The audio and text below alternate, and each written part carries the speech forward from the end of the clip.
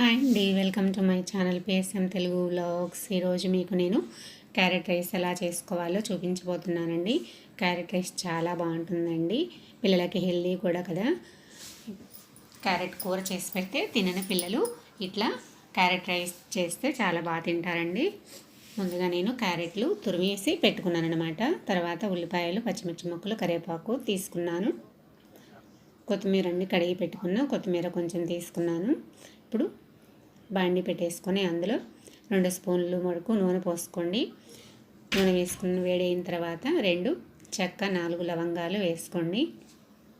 అందులోకి బిర్యానీ ఆకు వేసుకోండి. పెద్దదైతే 1 వేసుకోండి, చిన్నదైతే 2 వేసుకోండి. యాలకులు 4 వేసుకోండి.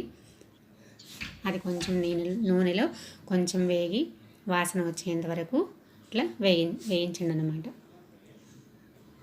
వేయించుకున్న తర్వాత అందులోకి జీడిపప్పు వేసుకోండి. ఉంటే కొంచెం ఎక్కువ వేసుకోండి, చాలా బాగుంటాయి కదా. జీడిపప్పులు కూడా కొంచెం మనకి వేగే వరకు వేయించుకోవాలండి.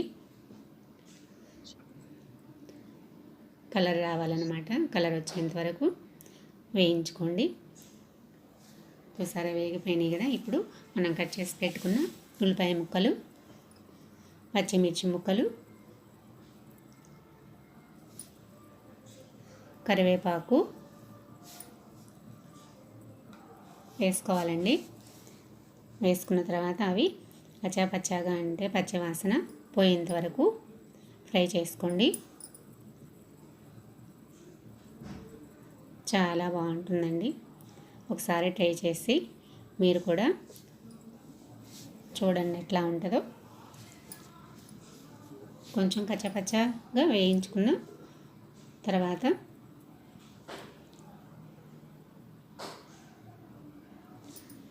అందులోకి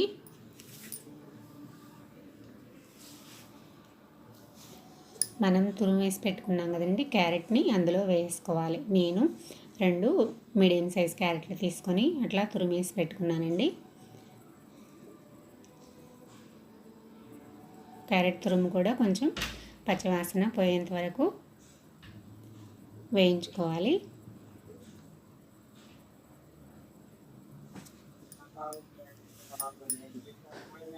పచ్చివాసన పోయేంత వరకు వేయించుకున్న తర్వాత అందులోకి సరిపోయినంత సాల్ట్ వేసుకోండి. తర్వాత కొంచెం గరం మసాలా పౌడర్ వేసుకోండి. తర్వాత సరిపోను కారం వేసేసుకోండి. రైస్లో కూడా సరిపోను కారం వేసేసుకొని బాగా కలుపుకొని ఇంకొంచెం వేయించిన తర్వాత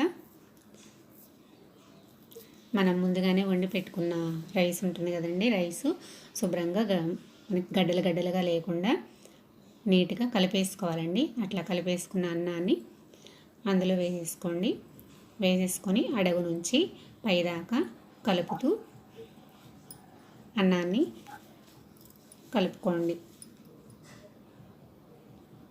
చూసారా, కలిసిపోయింది కదా, బాగా కలర్ అంతా మారిపోయింది. ఇప్పుడు చివరగా కొత్తిమీర వేసేసుకోండి. లెమన్ పిండుకోండి. లెమన్ పిండుకుంటే టేస్ట్ వేరేగా ఉంటుంది, చాలా బాగుంటుంది. అందుకని చెప్పేసి మీరు కూడా ఒక లెమన్ పిండుకోండి, చాలా బాగుంటుందండి.